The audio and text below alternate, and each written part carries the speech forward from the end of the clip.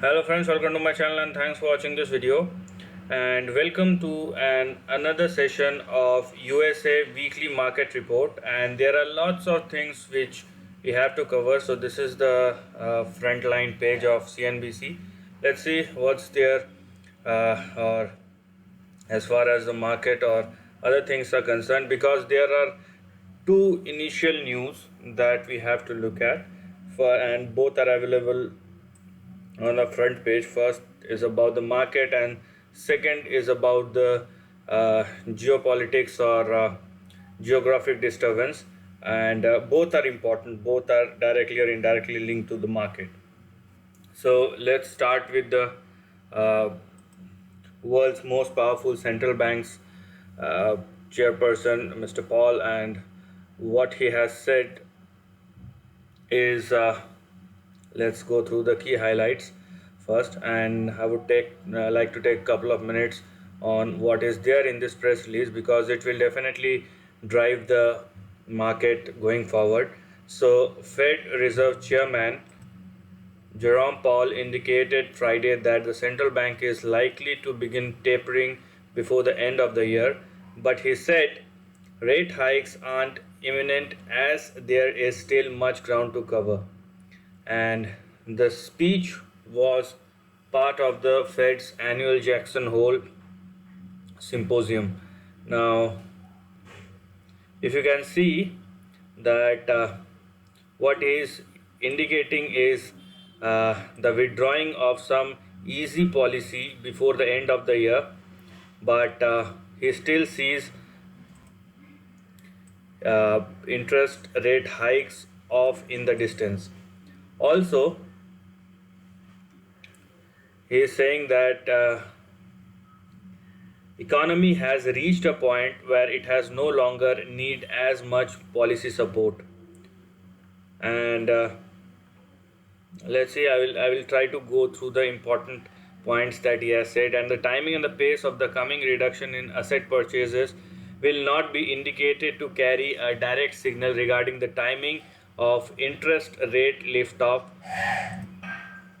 for which we have articulated different and substantially more stringent tests. He added that while inflation is solidly around the Fed's 2% target rate, we have much ground to cover to reach maximum employment. Okay, that's fine. Uh, let's see what's there.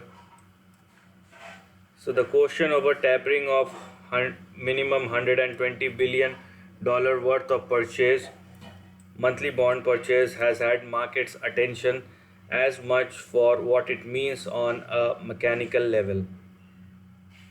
And it is about, so the balance sheet now stands at, the Fed's balance sheet now stands at $8.4 trillion. And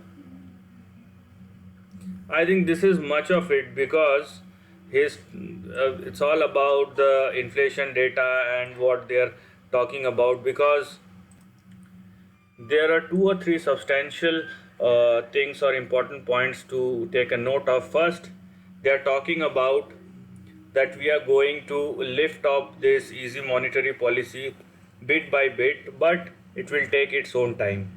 So they haven't cleared yet how much they are going to reduce, what's the time frame, and there is nothing about interest rate, because interest rate is out of the question. So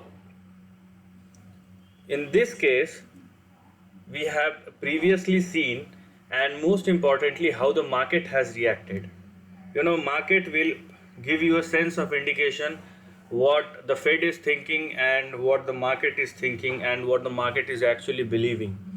If the market strictly thinks that central bank is going to do whatever they are saying in a strict timeline or in a stringent manner, in that case you will definitely see the market is going to crack down. But instead, what is happening is the market, or the not only the US market but the entire market, is moving on the upside, and there are new highs that are yet to be seen. And why it is happening is simply because there is no clarity, and nobody can say that if things goes worse. First, it is not clear whether they are going down from 120 billion to 110 billion or 105 billion. So, on this point, I would like to go you and check whatever Peter Schiff has said in his podcast or in his interviews, and I think it is very much true, because they have done this thing in the past or for the last 1 decade or 1 decade or more. Okay, because it has happened in 2006, and since then things are going good to bad to worse.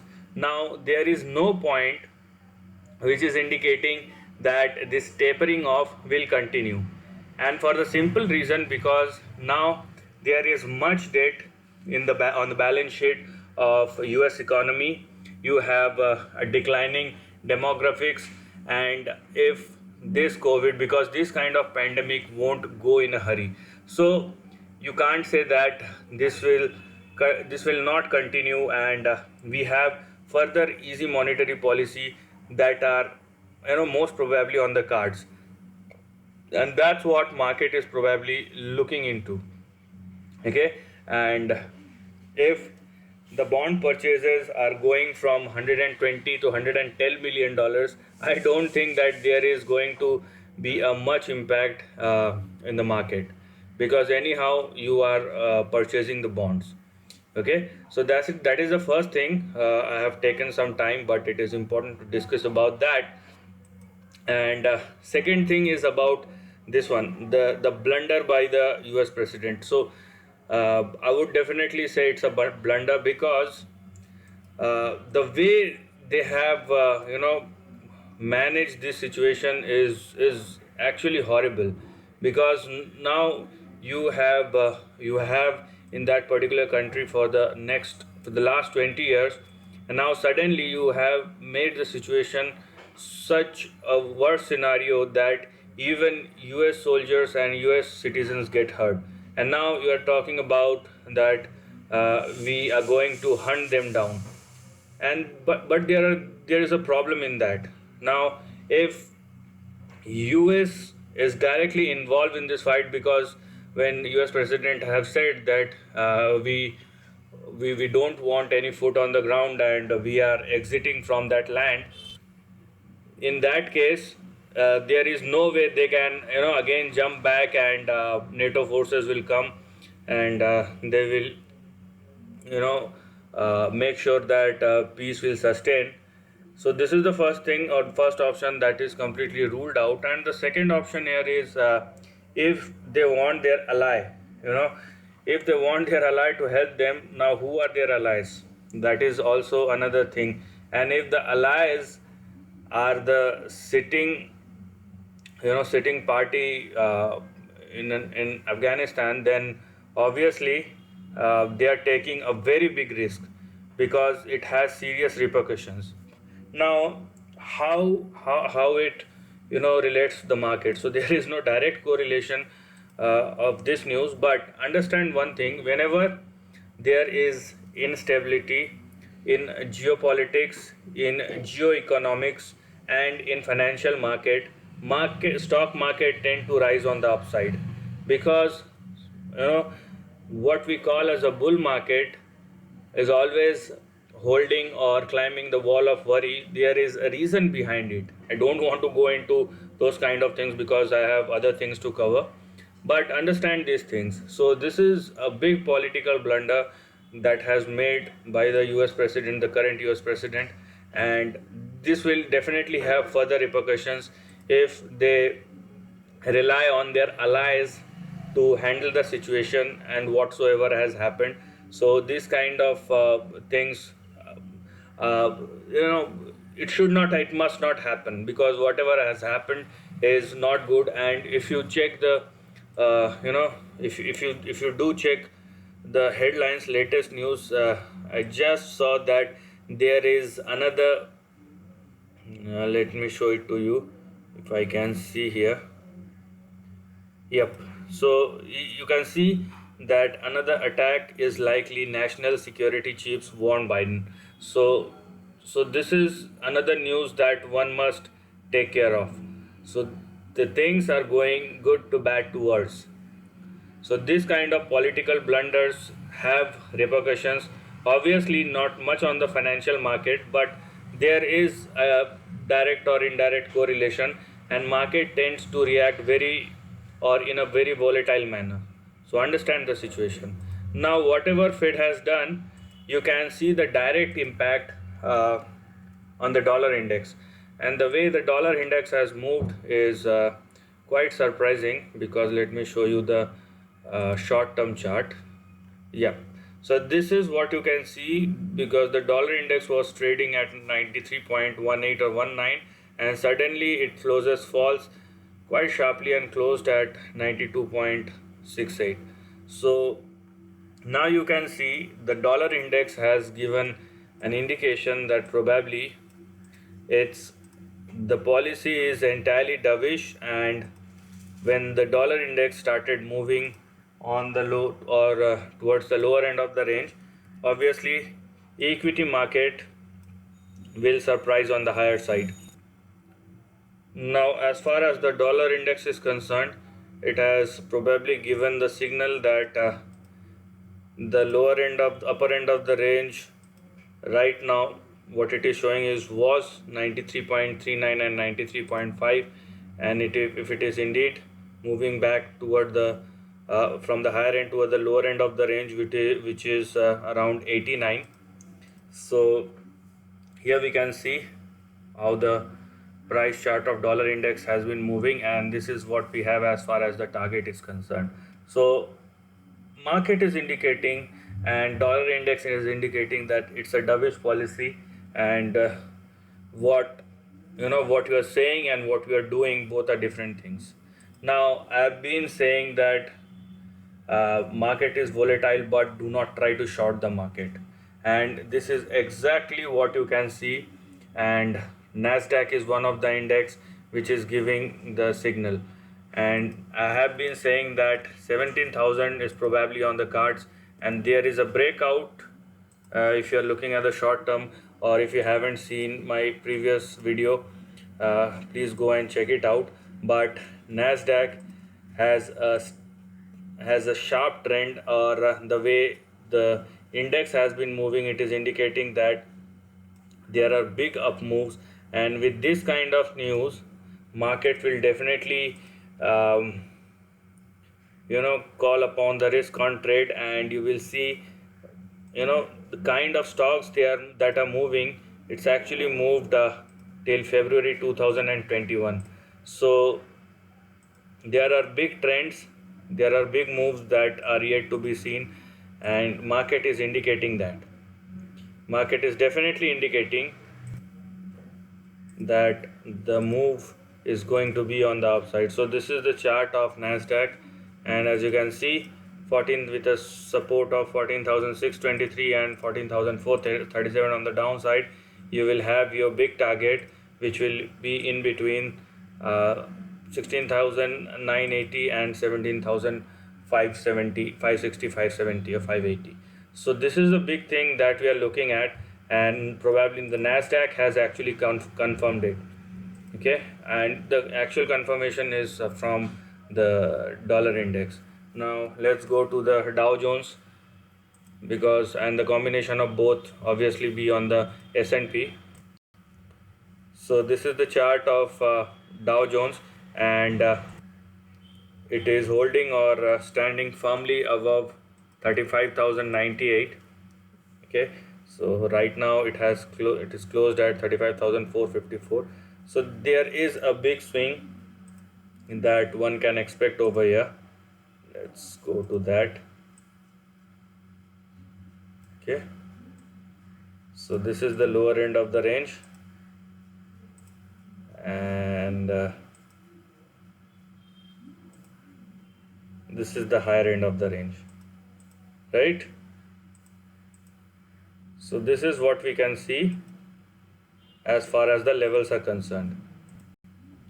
So this is the current price level of price chart of Dow Jones, and as you can see here, with your support of 35,061, we can actually look for a target which will be in between 38 and 39,900. So there are big levels that are yet to be seen, and market is indicating these kind of things. So whatever you can see here, so let's go to the, yes, so you will see the same thing happening in the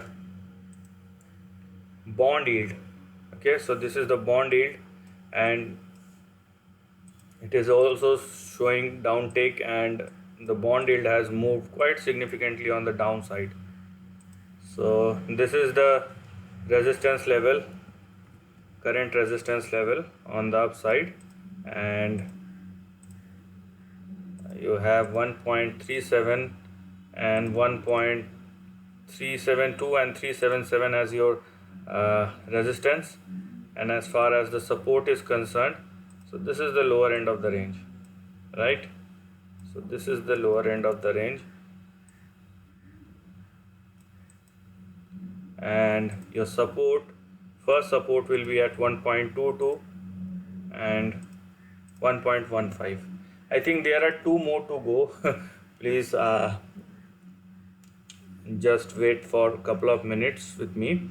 So CBOE, because there are lots of things which are indicating, things that has happened or that will probably happen in the future. When I'm saying in the future, I'm talking about the next 1 week, okay, for the time being, because anyhow we are going to reanalyze it again. So the VIX, the CBOE VIX has gone down quite sharply on the downside, and as you can see here, it went up, the volatility index went up to 24, and now it's been trading at the lower end of the range, which is 16.14, and if it falls below 16.14, you have 15 and you have 14.19. so these are the three targets that we are looking at on the downside. So this is one more indication that the stock market, or how strong the stock market is going to be. Now last but not the least, we have gold, and if you can see how the gold has performed, so it falls down to as low as $1,711 per ounce, and now it is back at 1822.